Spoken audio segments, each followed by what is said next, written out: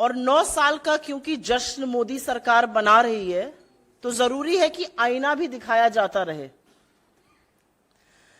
नरेंद्र मोदी जी ने वो कीर्तिमान स्थापित किया है जो इस देश के 14 प्रधानमंत्री उनसे पहले नहीं कर पाए हैं। इस देश के 14 प्रधानमंत्रियों ने कुल मिलाकर मात्र 55 लाख करोड़ रुपए का कर्जा लिया। 67 साल में 14 प्रधानमंत्रियों ने कुल 55 लाख करोड़ का कब्जा लिया, और हर बार रेस में आगे रहने की चाहत वाले नरेंद्र मोदी जी ने पिछले 9 साल में हिंदुस्तान का कर्जा तिगुना कर दिया। 100 लाख करोड़ रुपए से ज्यादा का कर्जा उन्होंने मात्र 9 साल में ले लिया। कहां 67 साल में 55 लाख करोड़ लिया गया था। तो एक नया कीर्तिमान उन्होंने वो स्थापित किया जो इस देश के 14 और प्रधानमंत्री नहीं कर पाए।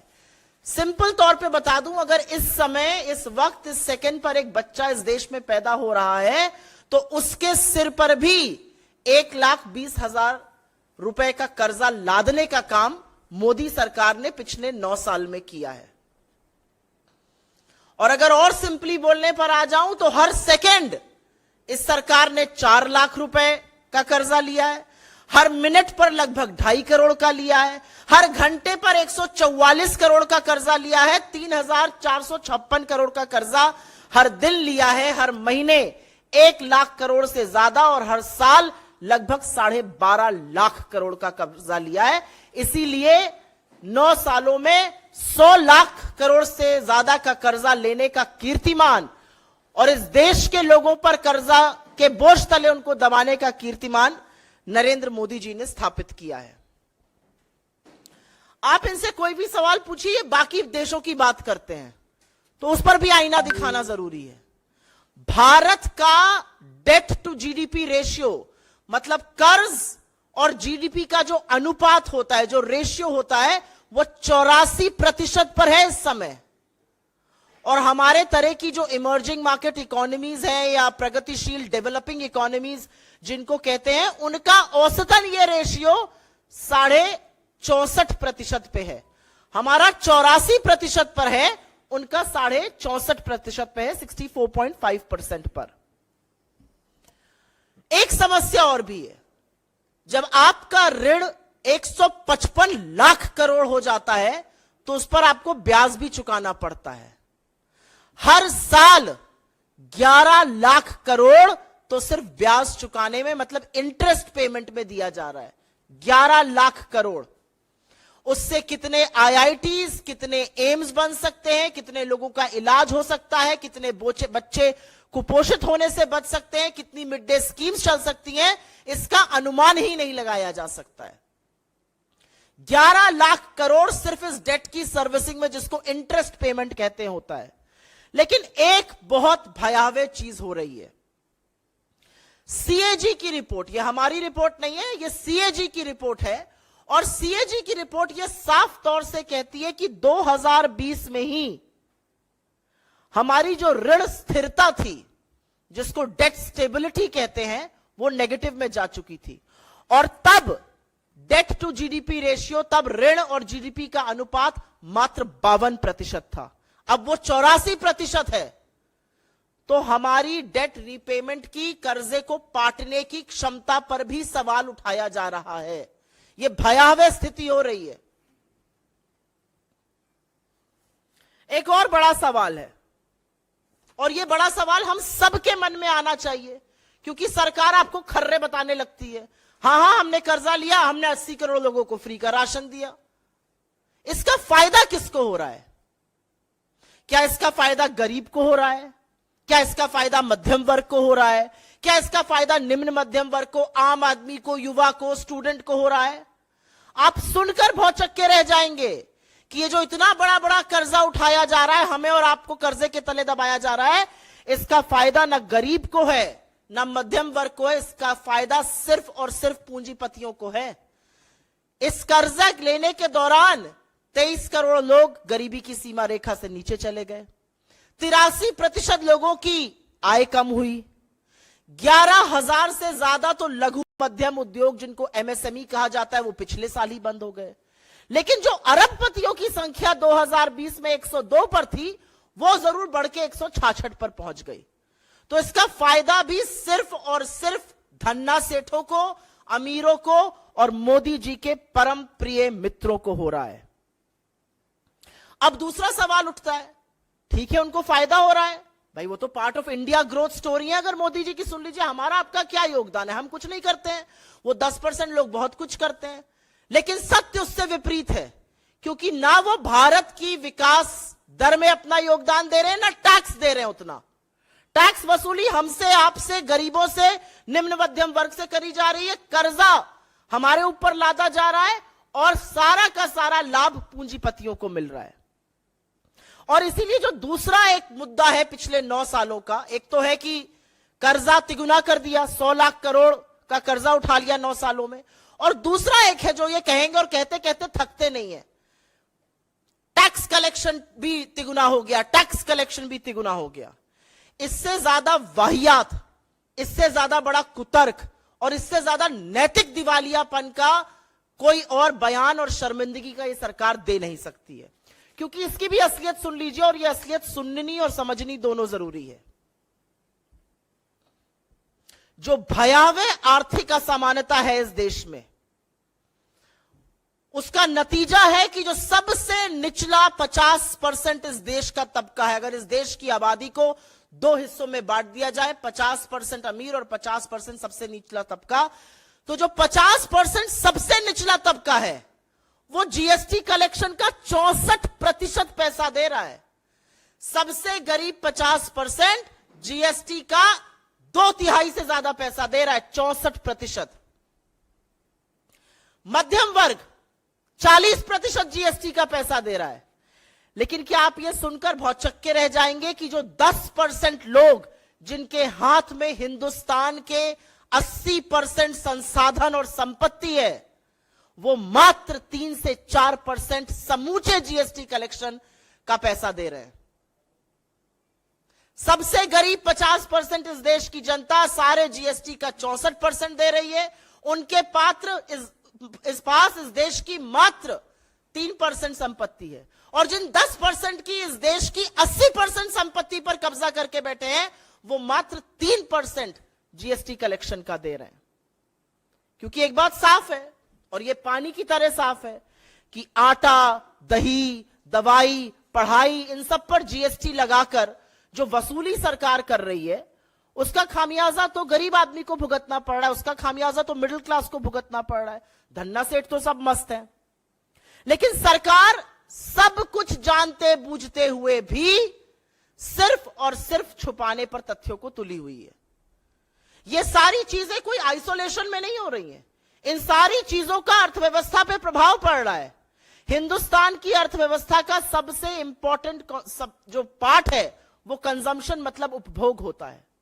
हमारा उपभोग जीडीपी का 61.1% था वित्तीय वर्ष 2022 में, वो गिरकर 60% पर आ गया है अभी हाल ही के जीडीपी डेटा में, जिसको लेकर ये कसीदे पढ़ रहे थे। ये बहुत बड़ा भयावह स्थिति है कि देश के लोग गरीबी के चलते, महंगाई के चलते, टैक्स वसूली के चलते कम कंज्यूम कर रहे हैं, कम उपभोग कर रहे हैं। यह गरीबी का सबसे बड़ा सूचक होता है। और आपकी जानकारी के लिए हमने इस मंच से पहले भी साझा किया, अभी भी साझा कर देते हैं, वसूली तो आप ही की जेबों से हो रही है, डाका तो आप ही के पर्स पे पड़ रहा है, आप ही के घर के बजट पर पड़ रहा है। इस देश में अगर परचेजिंग पावर ऑफ रुपी की पैरिटी से देखा जाए तो सबसे महंगी दुनिया की रसोई गैस भारत में बिक रही है, तीसरा सबसे महंगा पेट्रोल भारत में बिक रहा है, 8वां सबसे महंगा डीजल भारत में बिक रहा है। तो भैया अच्छे दिन किसके आए हैं? कहां है वो मायावी अच्छे दिन जो आ ही नहीं पाए हैं?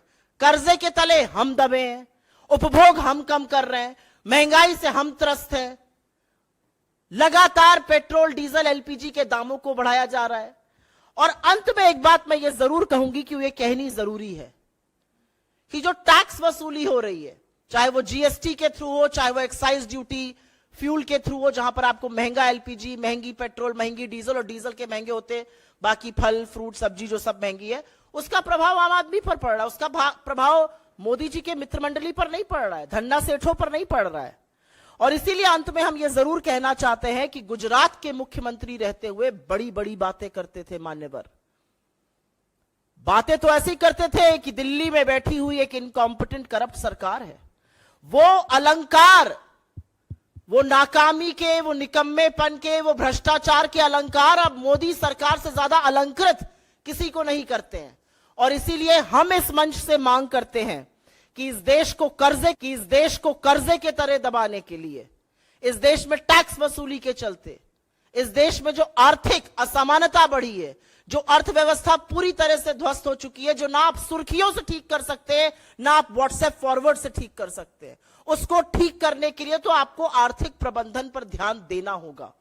लेकिन इस मंच से हम एक श्वेत पत्र की मांग करते हैं, क्योंकि भयावह स्थिति भारत की इकोनॉमी की है और उसका जवाब जरूर मिलना चाहिए। I will very briefly make a statement in English on this. This is an extremely important matter and should be a matter of public discourse. Mr. Modi has done the unthinkable. 14 Indian prime ministers before him in the last 67 years amounted to a debt burden of only 55 lakh crore rupees. Mr. Modi in the last 9 years has trebled India's debt burden. Not doubled it, but trebled India's debt burden to 155 lakh crore rupees. He himself in the last 9 years has amassed a debt burden of 100 lakh crore rupees. A child being born at this second is bearing a debt burden of 1,20,000 rupees. This government is borrowing 4 lakh rupees every second. This government is borrowing almost 2.5 crore rupees every minute. And that has amounted to 100 lakh crore rupees in the last 9 years. That's the kind of debt burden that we are reeling under. And each time you show them the mirror, they will talk about foreign economies. They will talk about other countries. So let's show them the mirror once again. India's debt to GDP ratio is at a massive 84%. For emerging market economies, for developing economies, an average debt to GDP ratio is at 64.5%. Why is our debt ratio so alarming? And let me also tell you, 11 lakh crore rupees, 11 lakh crore rupees are being paid as interest to service this debt. And according to the CAG's own report, debt burden may become an issue going forward. According to the CAG, India's debt to GDP ratio in 2020 was at 52%. That has gone up to 84%. In 2020, our debt servicing capacity had turned negative. So imagine where would it be now. I also want to raise a very important question. Who is benefiting from this high debt? Is it India's poor? Is it India's middle class? Is it people like you and me? Is it the service class? Are these the students? No. Because 23 crore people in India are reeling under the below poverty line. 83% of Indians have seen their incomes go down. 11,000 MSMEs have shut in the last 1 year alone. And that's a constant trend. But the number of billionaires in India has certainly gone up from 102 in 2020 to 166 in 2022. And they are the biggest beneficiaries of this debt. But are they playing their role in the India story? Are they servicing? Are they paying higher taxes? And you will be shocked to know that the truth is contrary to that. India's middle class, India's poor are saddled with debt burden that has trebled. But they are also saddled with higher taxes. The bottom 50% of India's population is paying 64% of the GST collected. Bottom 50% of the population paying 64% of all GST collection. You know how much wealth of India rests with the bottom 50% of the population? 3%. The bottom 50% of India has 3% of the country's wealth but are paying 64% GST taxes. The top 10% of India has 80% of India's wealth and is paying 3% of GST collected. So who's being hurt by GST on common flour or on yogurt or on medicines or on stationery or on pencils or on school fee? It's the middle class. It's the poor. It's people who find it very tough to manage their finances right now. And what is being done about them? Nothing. They are being made to pay more. They are being coaxed to pay higher taxes. This government can give you a relief by reversing the steep excise duty structure, but they have not. Indians continue to pay the highest bill for LPG in the world. Our petrol is the third costliest. Our diesel is the eighth costliest. Does it matter to the 10% rich? No, it doesn't. It matters to people like you, me. It matters to the middle class Indians. It matters to the poor. It matters to people who are finding it very tough to make ends meet.